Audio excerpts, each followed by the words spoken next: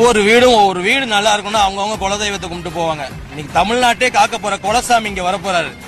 எங்களுக்கு மட்டும் இல்ல, தமிழ்நாட்டு மக்கள் மொத்தத்துக்கும் அவர் தான் குலசாமி. அவரை நம்பி மட்டும்தான் அந்த மக்கள் இருக்காங்க. இவரையும் விட்டுட்டாங்கன்னா இனிமேல் தமிழ்நாட்டை காப்பாத்துறதுக்கு வேற யாருமே கிடையாது.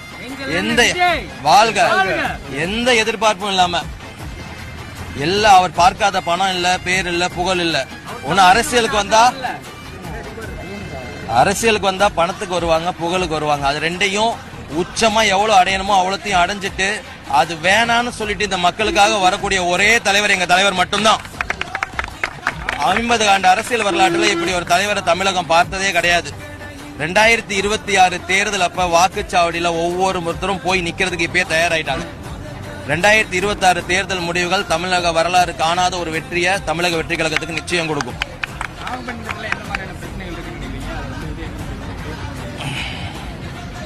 நாகப்பட்டினம் பிரச்சனைகள், நாகப்பட்டினம் நகரமே சாக்கடைக்குள்ளதான் இருக்கு.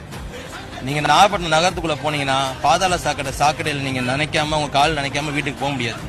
அவ்வளவு மோசமா ஒரு நகரத்துக்குள்ளேயே இருக்கு. அங்கதான் அமைச்சர் வந்துட்டு இருக்காரு, பொறுப்பு அமைச்சர் அங்கதான் வராரு, மாவட்ட செயலாளர் அங்கதான் இருக்காங்க. இவ்வளவு பேர் இருந்தும், ஆளுங்கட்சியில் இருக்க அத்தனை பேர் இருந்தும் நாகப்பட்டினம் சாக்கடை மயமா தான் இருக்கு. போதுமான சாலைகள் கிடையாது. மகாலட்சுமி நகர் ஒரு ஏரியா இருக்கு, அங்க மனுவும் கொடுத்து பார்த்தாச்சு. இருந்தும் அந்த ரோட்ல போனீங்கன்னா உங்களுக்கு பிரசவமாக தாய்மார்கள் போனா பிரசவமே ஆயிடும்.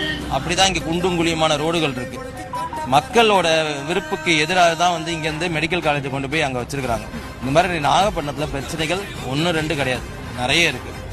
அது எல்லாமே எத்தனை கோரிக்கைகள் வந்தாலும் சரி செய்யப்படாம தான் இருக்கு. சரிங்களா? மகாலட்சுமி நகர்ல மக்கள் இருக்காங்க. அந்த மக்கள் எல்லாம் அக்கரைப்பேட்டையில இருந்து இங்க மாறி மகாலட்சுமி நகருக்கு வந்தாங்க. அவங்க கிட்டத்தட்ட ஒரு 10 வருஷம் ஆகுது. இப்போ வரைக்கும் அவங்க ரேஷன் கார்டு, அவங்களோட ரேஷன் கடை அங்கதான் இருக்கு. கிட்டத்தட்ட 6 கிலோமீட்டர், ஒரு 10 வருஷமா இருக்காங்க அந்த மக்களுக்கான